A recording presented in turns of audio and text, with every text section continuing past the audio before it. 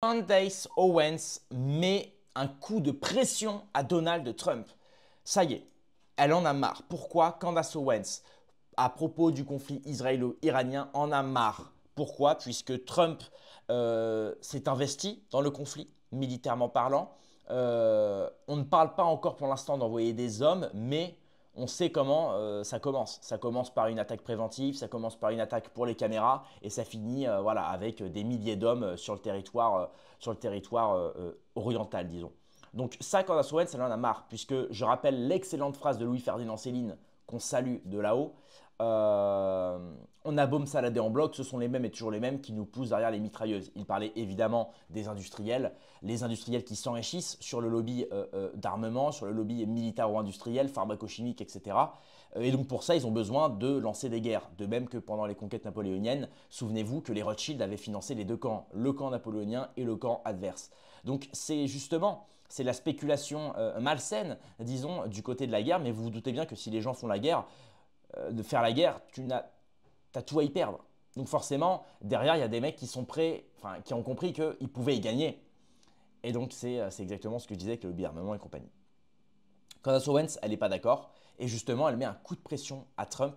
Alors écoutez bien, on va d'abord lire ce qu'elle a mis comme tweet et après on regardera justement sa vidéo, sa dernière vidéo où elle explose Trump et elle parle du sionisme en Amérique.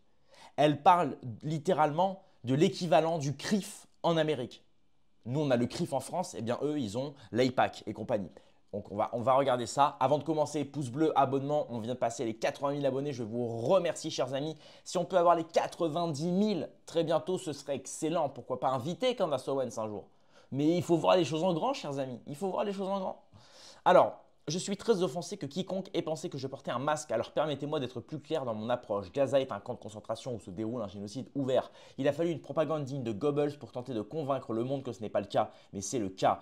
Tout comme Netanyahou est un monstre impérialiste ethnocentrique, et nous veillerons à ce que le monde se souvienne de ce que vous avez tous soutenu lorsque Dieu exercera sa vengeance. Avec suffisamment de temps, je suis sûr qu'Hitler aurait été très ouvert à la gestion d'un réseau de chantage mondial sophistiqué avec Jeffrey Epstein et aurait peut-être même orchestré l'assassinat d'un président américain en exercice ou mené un ou deux faux drapeaux pour exiger notre allégeance. Dites-moi à quel point pour cette comparaison vous horrifie, que je vous ferai savoir à quel point nous nous en fichons. Je ne soutiendrai jamais les génocidaires maniaques qui commettent un holocauste ouvert et tentent de déclencher la Troisième Guerre mondiale tout en prétendant être des victimes éternelles. Donc ça les amis, c'est le tweet qu'elle a mis récemment à propos justement de ce début de Troisième Guerre mondiale qui a commencé, je le rappelle, par les bombardements israéliens sur les sites nucléaires iraniens. Et maintenant, on passe à la vidéo justement de Candace Owens où elle parle justement dans sa dernière vidéo des États-Unis qui soutiennent Israël. On va regarder le chapitre What has Zionism done for America? Voilà, quel est le poids du sionisme finalement sur l'Amérique et notamment sur le gouvernement et l'administration Trump. Et vous allez voir finalement que Trump, il est infesté de sionistes et je pense que ça fausse malheureusement son fameux MAGA, Make America Great Again, sa fameuse volonté de faire la paix et de ne pas provoquer une quelconque guerre. Là, c'est raté, c'est raté. Regardez bien. Alors je précise quand même, la vidéo est sous-titrée. Elle est pas traduite, mais elle est sous-titrée. Donc voilà, il y a les sous-titres, ils sont très limpides, très lucides. Ça va vous permettre de comprendre. Je vais zoomer pour que vous puissiez voir correctement. Voilà, voilà. N'oubliez pas le petit pouce bleu, les amis. Voilà, je le répète, mais c'est très important. C'est parti. Out yet, and the conversation that I had with him was really incredible. I suspect it's going to go pretty viral because he asked me that very question. He wanted to know why or if I would support a regime change. Like if the government is so awful, why not get behind it? And I said, look, if I'm going to support a regime change for an awful government, it's going to be Israel. Okay, it is going to be a regime change in Israel because that tends to be the government in the Middle East that is imparting terror on the world that actually impacts my American life. Impacts my tax dollars. What have we given them? $150 billion. They've taken weapons from us. They're hiding their nuclear weapons, pretending that they don't have them. They've stolen our technology. They're running a sophisticated blackmail ring so that all of our politicians just oblige them. And yeah, so if we're going to do it, like if we're going to do the thing and we're going to say we're not going to be isolationists. C'est très vrai ce qu'elle dit. Hein. Israël, c'est rien. Israël, on leur a tout donné. On leur a donné Maybe notre we should fric. go after Israel. Pardonnez-moi. On leur a donné notre fric. I mean, he was Putain, je me fais pirater par des pirates israéliens, les mecs. La vidéo se lance alors que je n'ai touché à aucun bouton. Non mais, ah, non, mais vous l'avez vu, vous l'avez vu. Bref, on leur a tout donné. On leur a donné du fric, on leur a donné des armes, on leur a donné la technologie, on leur a donné une démocratie, on leur a donné un territoire, on leur a donné des lois, des droits. C'est dingue. Et en fait, ils utilisent nos propres armes. Ils utilisent nos propres codes pour répliquer contre nous, comme elle le dit, pour faire chanter nos politiciens. Regardez l'état du RN. Si le RN aujourd'hui s'aplatit autant face à Israël et face au sionisme et face au CRIF, c'est principalement parce qu'ils sont tenus, c'est sûr et certain. C'est sûr et certain. Et c'est la même chose pour Trump. Ces gens-là sont tenus évidemment par des histoires de réseau. Ils ont peut-être déconné aussi. Trump, il y a peut-être moyen qu'il soit allé sur l'île d'Epstein et qu'il se soit tapé une gamine de 13 ans. Je ne sais pas, on imagine comme ça. Mais évidemment, si les gens arrivent à faire chanter Trump, c'est qu'il a quand même fait une connerie. Mais il a peut-être été poussé à bout aussi. On ne sait pas. On n'a pas les tenants et les aboutissants. Mais rendez-vous compte, on leur a tout donné et maintenant, ils nous la mettent à l'envers. C'est dégueulasse. Freaking out, and this was the real tell. Freaking out, and we'll get to this with Dave Portnoy, about a clip on my show where we talked about why would American troops sign up for this? Like, should they just leave the military? Freaked out. The Zionists were losing their mind over this. We're going to talk about why when we get to Dave Portnoy. But then I asked Piers Morgan, you're going to love this. I asked him to name one good thing that Zionism has brought to my country.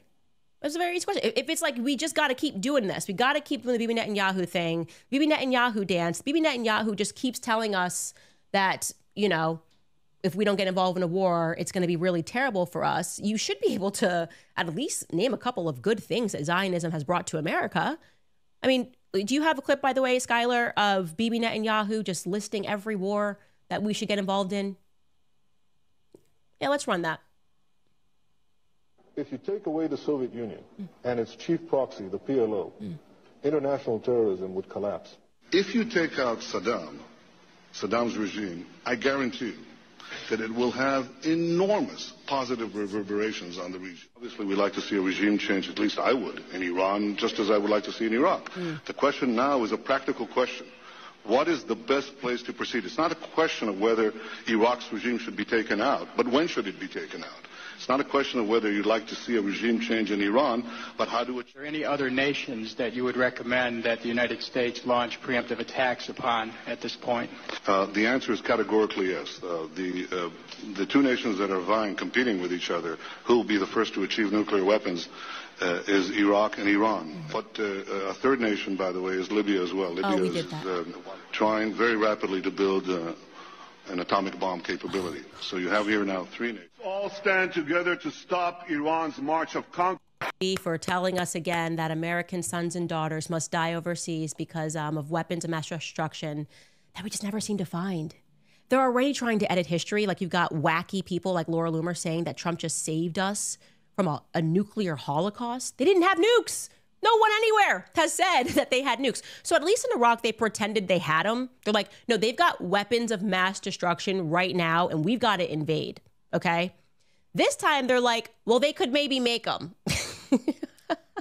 They can maybe make them. So we've got to invade. So now it's like we're dialing it back a little bit to just, well, you know, whatever. They're enriching uranium, and that's used, and it's a lot of level. They're enriching it very quickly. By the way, Israel has them, and they're not our friend or our ally. We're going to get to that in a little bit. But Iran, definitely problematic. So yeah, going back to that question I asked Piers Morgan, I said, it should be pretty simple. What has Zionism done for America? I could name tons of things we've done for Israel. What have we gotten back for this belief that we must serve Israel? And he basically was like, well, you get to be the country that helps Israel. C'est juste dingue. Et moi, je pose la question aussi en France. Qu'a fait le sionisme aujourd'hui pour la France? Nous, on en fait beaucoup pour le sionisme. On en fait énormément. Regardez toutes les chaînes de télé qui se ruent vers, notamment, regardez la femme qui s'était plainte d'avoir eu des tags antisémites sur son palier de porte. C'est triste pour elle. Toutes les télés étaient venues chez elle. Regardez encore, pareil, un rabbin qui s'était fait agresser dans une rue. Il y avait eu des cagnottes, il y avait eu toutes les télés devant chez lui, tout ça. Mais aujourd'hui, sincèrement, qu'a fait le sionisme? qu'a fait le sionisme pour la France? A-t-il œuvré pour la France? A-t-il œuvré pour les Français? Non, que pour ses intérêts à lui. Vous savez, en fait, le sionisme, ça me fait penser un petit peu à cet ami un petit peu très égocentrique qui ne fait que parler de lui. Et vous avez beau lui parler un petit peu de vous, il ramène toujours tout à lui. Vous savez, vous connaissez ce pote-là, hein, on l'a tous.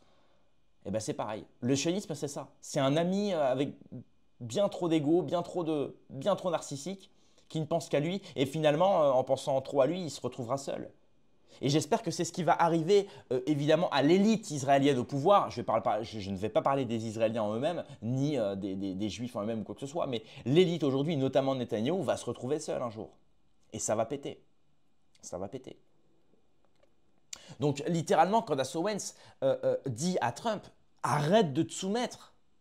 Parce que là, mec, littéralement, le sionisme est en train de tuer l'Amérique, est en train de tuer justement tout ce sur quoi Trump s'est fait élire.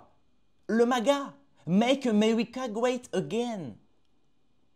Make America Great Again. Le pacifisme total. Le Trump, l'ange blond pacificateur. C'est fini tout ça.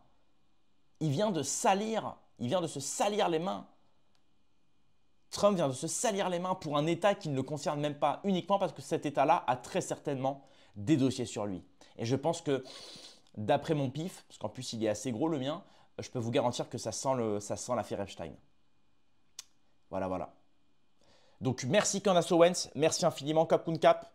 Et donc, chers amis, voilà, moi je vous incite à vous abonner pour avoir plus d'informations sur le conflit israélo-iranien et sur les actualités du jour, évidemment. Rendez-vous dans quelques heures demain pour une prochaine vidéo. Paix et amour sur mes amis et mes ennemis, et surtout, surtout, sur mes ennemis.